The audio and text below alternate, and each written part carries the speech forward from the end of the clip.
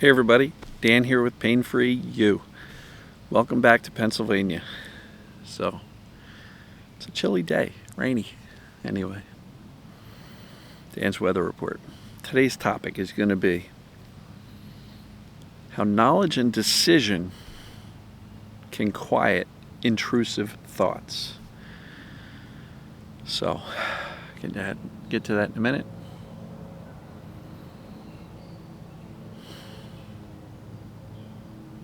Off in the distance, tractor boy. I don't know if you can hear that. Hopefully not. So far, nothing next door.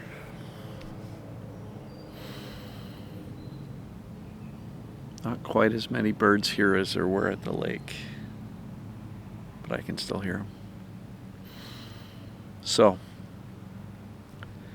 how knowledge and decision can quiet intrusive thoughts. So, intrusive thoughts, who here's got them? Comment below, let me know. I bet lots of people do. Intrusive thoughts, well, what are those? Well, let's first of all analyze that term, intrusive thoughts. Well, we have thoughts, some good, some bad, some happy, some sad, some angry, some whatever.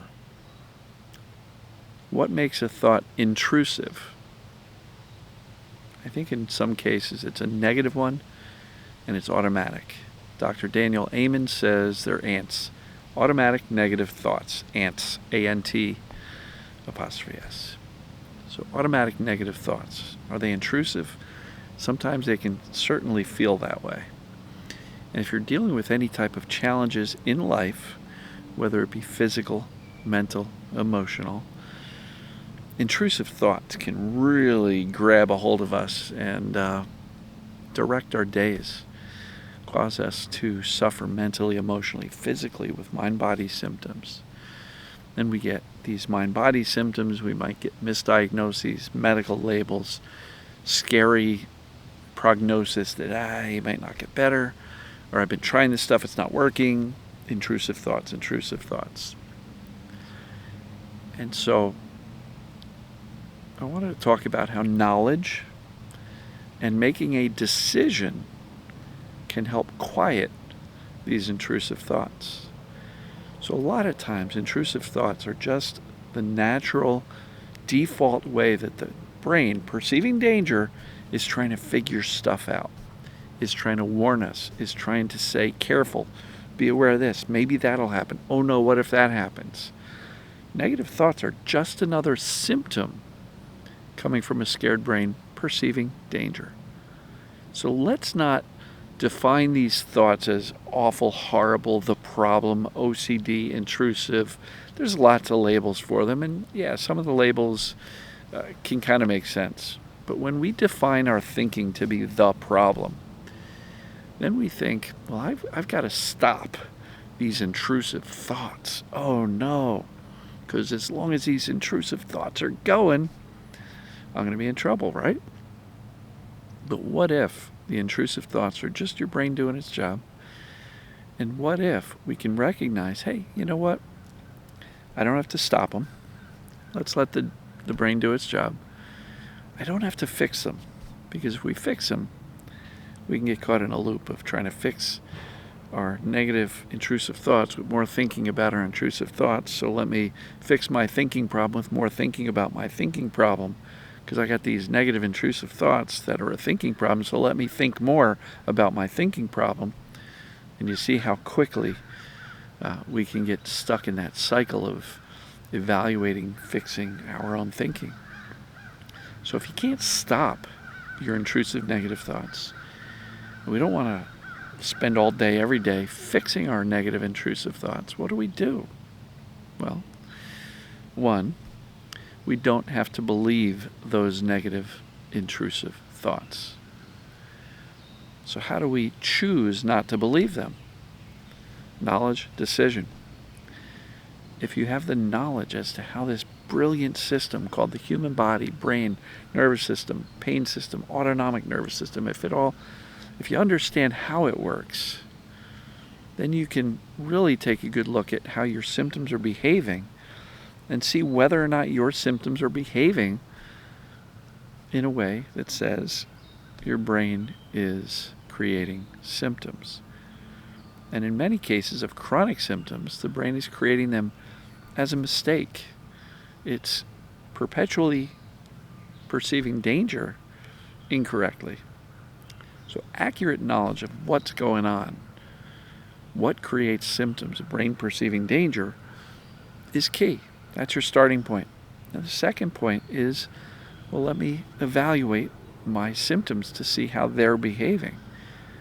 Because once I know how my symptoms are behaving and I can see whether or not they fit the characteristics of symptoms that medical doctors in the mind-body space have really concluded over decades of clinical practice are the indicator for whether or not you've got TMS, or as I call it, perceived danger symptoms. So I'm not telling you to ignore a clinical diagnosis. What I'm doing is encouraging you to question that clinical diagnosis by evaluating how your symptoms are behaving. And if they behave in such a way that says it doesn't make sense, if it's a physical body problem, if it was an illness problem, why would your symptoms behave X, Y, and Z way? Now, if you'd like to see what the assessment is, go to painfreeyou.com, enter your name and email. You can download the assessment, and that's actually the assessment that is in Chapter 6 of my book. Okay? And I didn't make that stuff up. That's been pulled together and, aggregated from decades of personal study, but from many decades of many doctors' clinical practice in diagnosing people with a mind-body condition and helping their patients get out of it. So what I'm doing is I'm just kind of putting the assessment questions into my book and onto that, assessment that you can download. And that's how we know if it's a mind-body condition. So knowledge and decision. What decision? Well, if the assessment says your brain is creating symptoms, then the decision I'm going to really, really encourage you to make is that this applies to me. So once you know what's going on and you know it applies to you, now you can learn to not believe these negative, fearful, intrusive questions because you've done your homework. You understand how the system works, and you've made a decision to accept the fact that this mind-body process is causing your symptoms, which is great news because it means, by definition, you are not broken, and it's all temporary and can be reversed. So do you see how knowledge and making a decision to accept what's going on, a mind-body condition, can really, really help you not react in a terrified way to your intrusive thoughts? And we can decide, I don't have to believe those intrusive thoughts because I know what's going on and I know it applies to me. And when we break it down that simply and we build the solid foundation of understanding what's going on and that this is what's going on for me specifically, it becomes easier to take that knowledge and decision and quiet those intrusive thoughts. And how do we quiet them? Well, like I said earlier, you don't have to stop them, and you don't have to fix them and reframe them and, say them in a positive way. You'll be exhausted by 8 a.m. But you can simply, based on that knowledge and decision, decide not to believe your own thinking. And the less we engage in the negative thinking, the less negative thinking we will have. So, I hope this makes sense. Hope everybody's doing fantastic. And welcome back to PA. If you need some more help, go to painfreeyougroup.com, painfreeyoubook.com if you haven't yet gotten the book. And oh, by the way, this weekend, just crossed over 6,000 copies sold. I'm thrilled at the response. Over 213 Amazon book reviews. Nothing less than a 4-star review.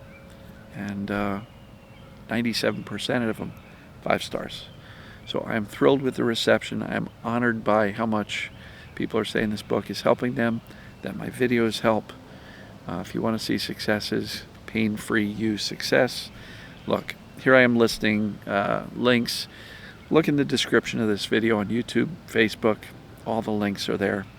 All the help you need is there. And I know you can get better. I do.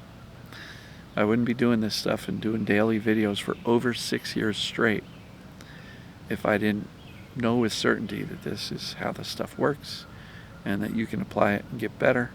And I get feedback every single day from people around the globe applying this stuff and getting well. You can too.